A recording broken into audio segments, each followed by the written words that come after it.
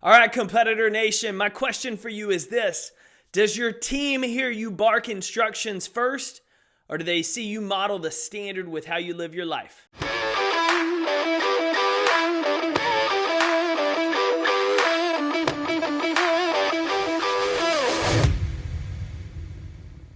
We're talking today about how leadership isn't just lip service, despite what most managers in America believe today. But before we do, be sure to hit that subscribe button so you don't miss any episodes of the Compete Everyday podcast or Compete Everyday content here on YouTube and social media. So I grew up in the small East Texas town of Jacksonville, Texas. And I remember growing up, I would spend my time just working at my dad's Phillips 66 gas station that he had there in town, Fast Fill. And I remember I would have to go on Saturdays and throughout the summer, and I would clean the parking lot. I would wipe down gas pumps. I would stock the cooler with soft drinks and water. And then I would bag the ice that would go into the cooler outside, that everybody would pick up their bag and head to the lake or head to do whatever they were doing that day. Honestly, I hated every single minute of it. But it was the one way I could earn my allowance, because for my dad, I was the cheapest source of labor he had, as well as it was a great opportunity to teach me the importance of working hard. But one thing always stood out to me while working in the gas stations. On occasion, my dad would jump right in. I may be sweeping the parking lot, I may be stocking the cooler.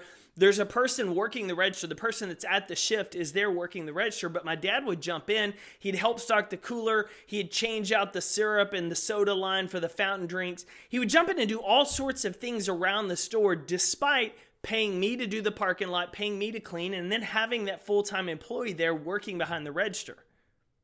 I initially didn't understand why he was doing it. Wasn't he paying someone full-time to work that shift? Wasn't he also paying me just a little bit to clean up and restock as well? Why was he jumping in there? Why was he having to do these things as well? So one day I just asked him, why are you jumping in doing all this stuff when you have people you pay to do it? And I'll never forget what he told me. He said, I have some great employees that'll jump in and do this stuff. But you're going to learn, Jake, that many times throughout life, a leader has to jump in and set the tone with his examples. You have to show people what you expect of them by how you live, by how you show up, by how you work. It's not just about what you tell them to do. It's about what they see you do first. It was that day I learned the importance of modeling the standard before you expected it from others. My dad went on to share that it doesn't matter if one day you're the CEO, you're in the nice corner suite, or you're the intern that just started out. You're never too arrogant to do the dirty work. You're never too good to jump in and help out the team when they need it. Great leaders aren't the ones that are too arrogant to roll up their sleeves, get in there, and do the work themselves. Besides, he told me, if I'm going to expect you to do it, if I'm going to tell them to do it, you dang well better bet I better jump in and do it myself if it's needed at that time and everyone else is busy. I'm not above that. See, leaders set the standard. We set the pace for others. I know on an earlier episode, we talked about the importance of how Michael Jordan just rode his teammates when he was with the Bulls. How many teammates complained about how harsh he was with them, but the one thing that always stood out about it was Jordan never expected them to do something he wasn't willing to. If Jordan told them that we have workouts at 4 a.m., he would probably be finishing his first set at 3:59 a.m.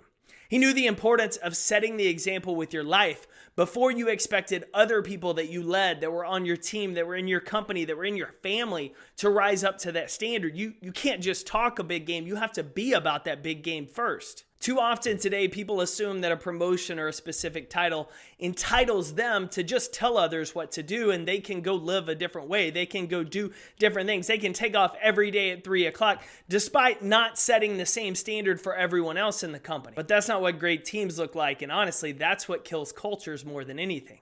Do as I say, not as I do is not the formula for a winning team. Besides, who really wants to follow the person that only tells you to go do great things and lives a pretty crappy standard themselves? That's not the championship way. Champions can tell others what to do and what standard to rise up to only after setting that standard themselves by how they live, how they conduct themselves, and how they work. So what standard are you setting for your team this year? Does your family hear you first, or do they see your lifestyle?